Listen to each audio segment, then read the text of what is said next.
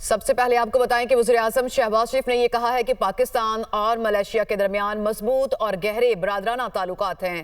Malaysian وزیر اعظم سے تعمیری ملاقات ہوئی۔ دونوں ممالک کے درمیان کاروباری تعلقات کو مزید فروغ دینے پر اتفاق ہوا۔ آئی ٹی، الیکٹرانکس، تیل، گیس سمیت دیگر شعبوں میں تعاون کے مواقع موجود ہیں۔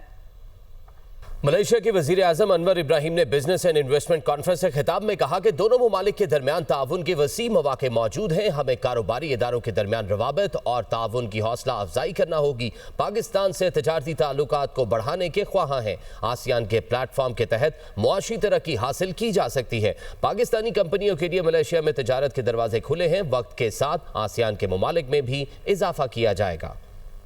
وزیر اعلیٰ پنجاب مریم نواز کی تقاریر پر پیپلز پارٹی کا سینٹ سے واک آؤٹ۔ سینیٹر شیر رحمان یہ کہتی ہیں کہ سندھ اور پنجاب کے درمیان لفظی گولہ باری جاری ہے۔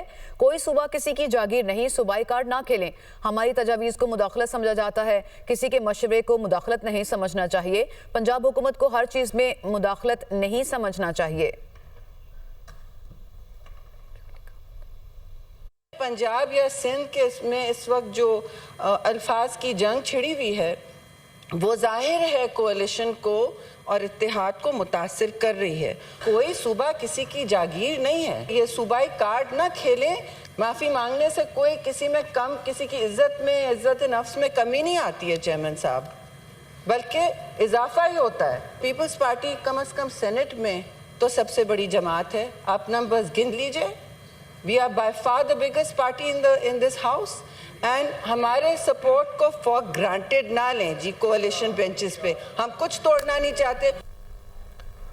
وزیر قانون سینیٹر اعظم نذیر تارڑ کا کہنا ہے کہ شہری رحمان نے بڑے سلجھے ہوئے لہجے میں بات کی۔ سیاست میں نرمی گرمی چلتی رہتی ہے۔ احتجاج کرنا ہر کسی کا حق ہے۔ کسی کی دل آزاری ہوئی ہے تو مجھے تکلیف ہے، یہ نہیں ہونا چاہیے تھا۔ امید ہے صدر مملکت اس معاملے پر صلح جوئی کا کردار ادا کریں گے۔ سینٹ میں اظہار خیال کرتے ہوئے اعظم نذیر تارڑ کا کہنا تھا کہ اکتوبر کا مہینہ ہے، ٹیمپریچر میں معمولی تبدیلی آئی ہے۔ جیسے شہر اقتدار کا موسم بدلا ویسے ہی سیاسی درجہ حرارت بھی بدلا ہے۔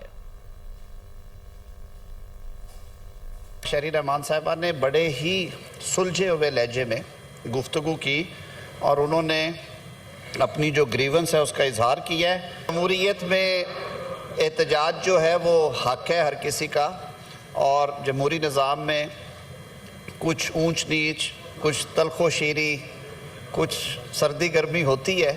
اگر کسی کی دل آزاری ہوئی ہے تو اس کو بھی مجھے تکلیف ہے بطور ایک سیاسی کارکن کے، اور یہ نہیں ہونا چاہیے۔ میں اپوزیشن کے دوستوں سے صرف یہ عرض کروں گا کہ یہ معمولی ٹیمپریچر کی کمی بیشی ہے جو کہ ویسے بھی آج کل ہو رہا ہے۔ اکتوبر کا مہینہ ہے، آپ نے دیکھا سردی آ گئی ہے اسلام آباد میں، تو یہاں بھی سردی آنے والی ہے، تو اس پہ خوش ہونے کی ضرورت نہیں ہے۔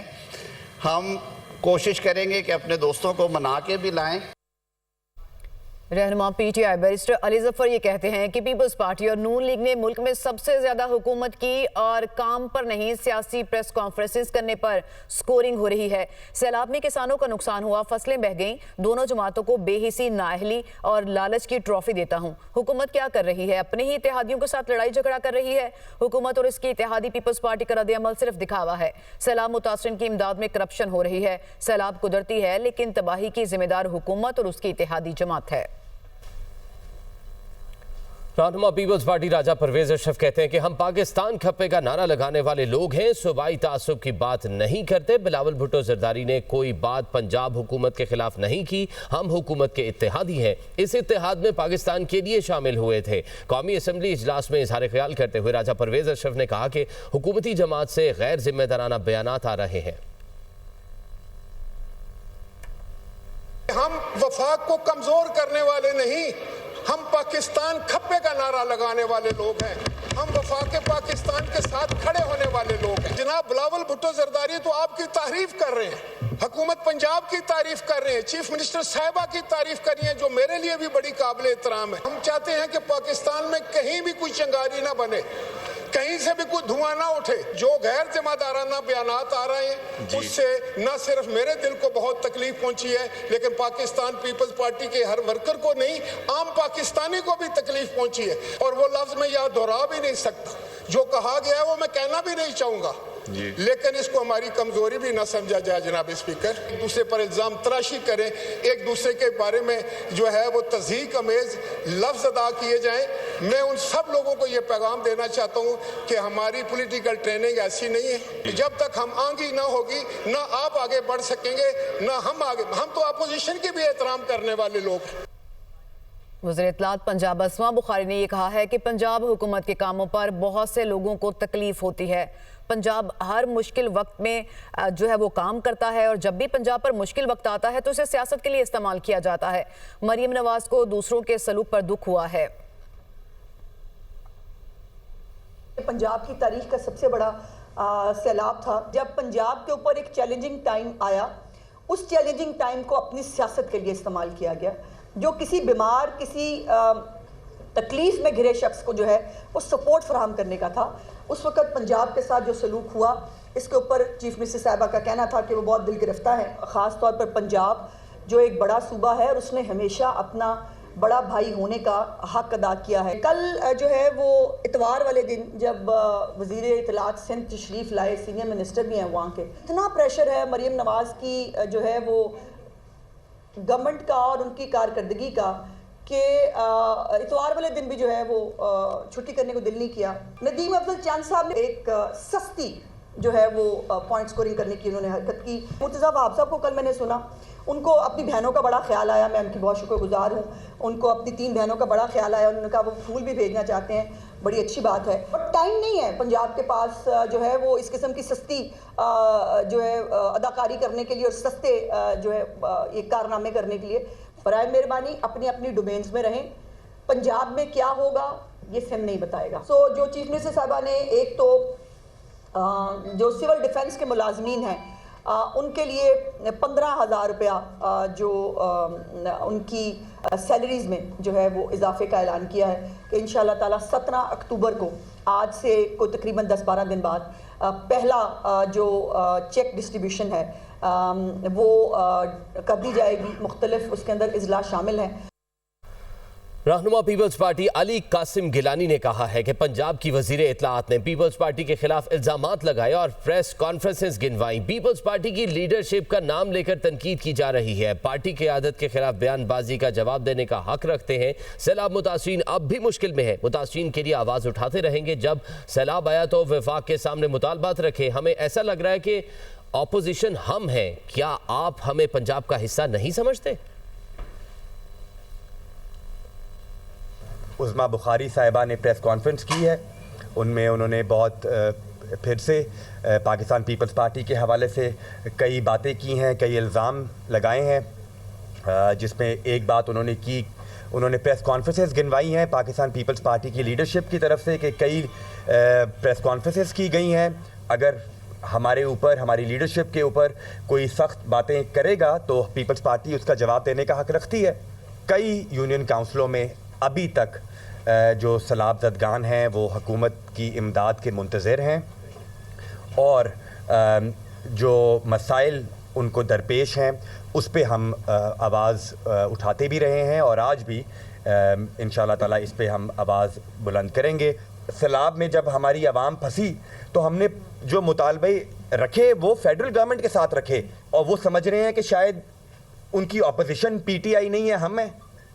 वो अब पीटीआई को अपनी अपोजिशन ही नहीं समझते। आप हमें पंजाब का हिस्सा नहीं समझते क्या? मुल्तान, डीजी खान, मुजफ्फरगढ़, बहावलपुर, लोधना, मुल्तान और पंजाब का हिस्सा नहीं है हम? पीपल्स पार्टी के चेयरमैन बिलावल भुट्टो ज़रदारी साहब ने कसूर में मरियम नवाज शरीफ साहिबा की तारीफ़ की। उन्होंने कहा बहुत मेहनत कर रही हैं। मैन बिलावल भुट्टो ज़रदारी साहब ने कोई 7 करोड़ रुपए के टेंट हमें दिए थे, कोई 2.5 करोड़ रुपए का पीपल्स पार्टी राशन तकसीम कर रही है जो आज तक हम तकसीम कर रहे हैं वो राशन। स्पीकर चेंबर में हुकूमत और पीपल्स पार्टी के दरमियान मुज़ाकरात बेनतीजा खत्म हो गए। वज़ीर-ए-आज़म के मशीर राना सनाउल्लाह का ये कहना है कि वज़ीर-ए-आज़म ने सदर आसिफ अली ज़रदारी और बिलावल भुट्टो से मुलाकात करना थी। वज़ीर-ए-आज़म के दौरा मलेशिया की वजह से आज मुलाकात नहीं हो रही। वज़ीर-ए-आज़म कल वतन वापस आकर पीपल्स पार्टी के तहफ़्फ़ुज़ात पर बात करेंगे। पीपल्स पार्टी ने वज़ीर-ए-आला पंजाब की मुआफ़ी का कोई मुतालबा नहीं किया। ایوان کا ماحول فی الحال تو جیسے چل رہا ہے ویسے ہی چلے گا، لیکن بہرحال اس بارے میں جو یہ فیصلہ ہوا تھا کہ لیڈرشپ جو ہے خاص طور پہ وزیر اعظم جو ہے وہ زرداری صاحب سے اور بلاول بھٹو زرداری صاحب سے اس مسئلے پہ بات کریں گے، تو وہ کیونکہ انہیں جانا پڑا ہے ملیشیا کے وزٹ پہ، تو وہ کل واپس آتے ہیں تو انشاءاللہ اس بارے میں پیش رفت ہو۔ اور صدر آصف علی زرداری نے وفاقی وزیر داخلہ محسن نقوی کو ٹیلی فون کیا ہے۔ سندھ اور پنجاب حکومتوں کے درمیان کشیدگی کے معاملے پر بات چیت ہوئی۔ صدر آصف علی زرداری نے وزیر داخلہ کو فوری طور پر کراچی طلب کر لیا ہے۔ صدر آصف علی زرداری کا وفاقی وزیر داخلہ محسن نقوی کو ٹیلی فون۔ سندھ اور پنجاب حکومتوں کے درمیان کشیدگی کے معاملے پر بات چیت ہوئی۔